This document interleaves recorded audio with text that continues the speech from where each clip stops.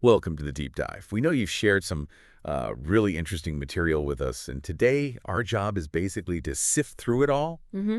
and pull out the most important bits, give you clarity on this huge topic, Mm-hmm. staying safe from cyber threats. It's everywhere now. It really is a constant challenge. Yeah, and we'll be looking at like the different attackers involved and the kind of sneaky ways they try to get in. Right.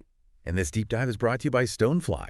They're leaders in enterprise storage, backup, disaster recovery, AI storage, and cloud solutions. Great stuff. And if you're looking for that really secure, ransomware-proof storage, Stonefly has air-gapped and immutable options. Just contact sales at stonefly.com for a demo. Good to know. Okay, so this whole cyber threat thing, where do we even begin? It feels massive. It does feel massive, yeah. And, it's interesting because you've got such a mix of players. Sophisticated nation-state groups, for one. Right, the government-backed ones? Yeah, exactly. Then you have these ransomware gangs who are just highly motivated by money. Mm-hmm. And then, your more, let's say, typical financially driven cybercriminals.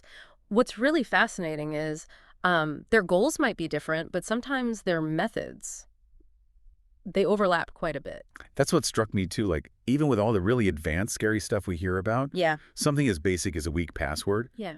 still a major way in, even for these, state-sponsored groups. Yeah. It's almost hard to believe. It is, isn't it? It's quite remarkable, actually. Just cracking a simple password, it's still a surprisingly effective way to get that first foothold. Yeah. Even for really skilled attackers, it hammers home how important those basic security steps are. Like not using password 123. Exactly. There was actually a line, just no password 123, please. Simple as that. Right. And then you add multi-factor authentication on top of a strong password. MFA, That second check, like a code to your phone. Precisely. That extra layer, it just makes breaking in so much harder. It's relatively simple, but the impact is huge. Absolutely. And sticking with things that haven't gone away. Patching systems. That seems more urgent than ever. Oh, definitely. It looks like these nation-state actors are now incredibly fast at weaponizing new vulnerabilities. 0 days, yeah. The ones nobody knows about yet. Exactly. And they're turning them into attack tools in, like, days, not weeks. That's the really worrying part, the speed. These advanced groups, APTs they're often called. Advanced persistent threats. Right. They are so agile, their ability to quickly take an unknown flaw and use it in an attack, it puts enormous pressure on organizations. You have to patch immediately, basically. You really do. Having solid patch management processes isn't just, good practice anymore. It's absolutely essential if you want to even try to keep up. Yeah. And there are resources out there, like CISA provides advisories on vulnerabilities being actively used. Staying informed is just step one. Okay, so beyond those sort of direct entry points, passwords, and patches, it feels like a lot of the focus now is shifting to partners and suppliers, the whole supply chain. That's a huge area. Huge. The numbers are pretty stark, actually. Yeah, I saw something like over a third of breaches this year linked back to vendors. That's right, over 35%. And the feeling is that number might even be low, maybe an underestimate. Right. It just shows how, interconnected everything is. Your security isn't just about your walls anymore. Right, you're relying on your vendor security, too. Exactly. You're potentially only as strong as the weakest link in that whole chain.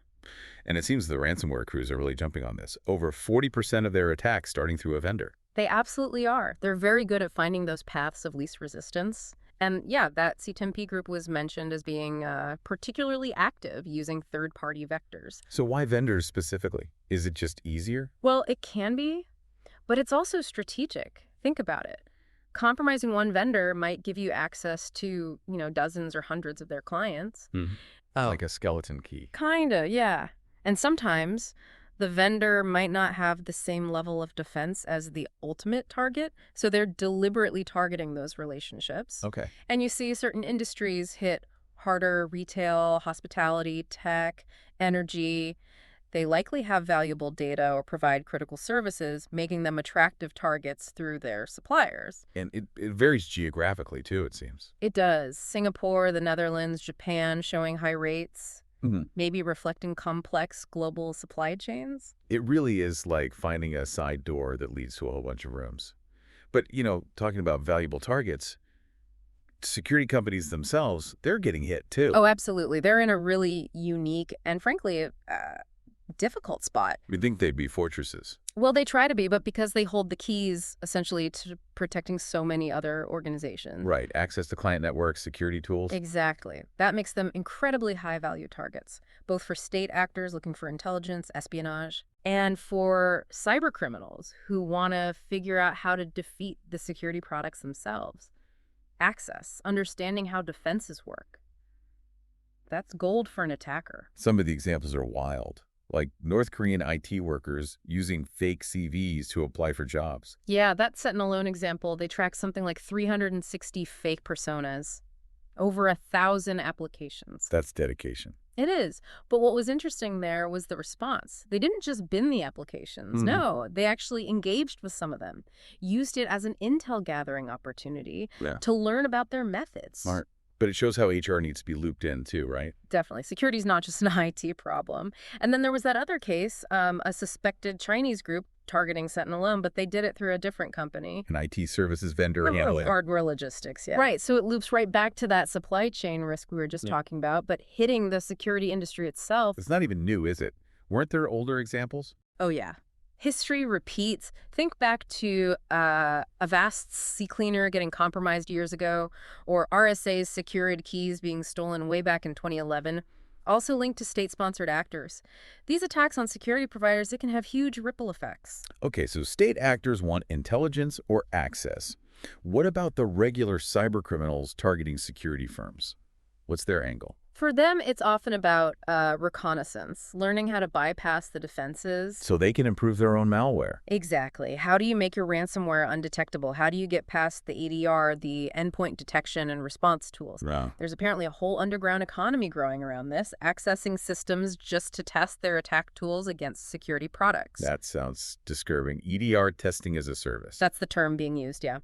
And they're using platforms like Telegram, Discord, Signal, encrypted messaging to trade access and testing capabilities. Wow. It shows a real level of organization, you know? A criminal ecosystem focused just on evasion. And some groups, like Nitrogen Ransomware, they even impersonate real companies. To do what? To buy legitimate licenses for security software, just so they can install it, poke at it, figure out how to get around it. Wow. That's incredibly gold. It's a whole different level of planning, isn't it? It really feels like this constant arms race. But with all this tech talk, the information also circled back to something more fundamental. People. Absolutely critical. You can have the best tech in the world, but often it's human error that lets the attackers in. Clicking the dodgy link. Clicking the link, using the weak password, falling for a phishing scam. That's why ongoing staff training is just vital. Basic cyber hygiene, awareness of social engineering, it's a key defensive layer. Yeah, those sophisticated attacks might not even get off the ground if people don't, take the bait initially. Precisely. Vigilance is key. And that ties into the last big area covered, which was financial cybercrime, which isn't just about banks anymore, right? It affects everyone. That's so true. Financial cybercrime is basically any cybercrime driven by profit. Simple as that. So ransomware counts. Yep. Ransomware, identity fraud, email scams, internet fraud, stealing credit card details, bank info. It's a huge category. Right. And it hits all sorts of companies, individuals too. And again, social engineering is massive here. Like those fake emails. Yeah, fake emails pretending to be from Netflix or PayPal or your bank. Bitcoin scams, romance scams where they trick people into sending money. Yeah. The consequences are severe. Yeah. Companies face huge financial hits, massive reputational damage. Individuals, they can lose everything in their accounts, have their identity stolen. It's devastating. So the message there is just be super careful online. Pretty much. Be alert. Double-check websites before you enter payment details. Be really critical about who you're sending money to, especially if it seems weird or unexpected. Yeah, that makes sense. It really sounds like everyone has a part to play. It's a shared responsibility, definitely. Companies need the tech defenses, but individuals need that awareness and caution in their everyday digital lives. Okay, so wrapping this up, what are the big takeaways? It seems like attacker tactics are always evolving. Constantly changing. There's this increasing focus on the supply chain, hitting vendors, even the security companies themselves. Definitely a major trend. But at the same time, the basics still matter hugely. Passwords, patching, not clicking weird links. Foundational stuff, can't forget it. Alongside the sophisticated threats, yeah. So it's this mix of needing good tech and smart, aware people. Exactly. Both are critical. Right. Well, hopefully this deep dive has, shed some light on this complicated picture, given you some useful things to think about. Hope so. And remember, this deep dive was brought to you by Stonefly.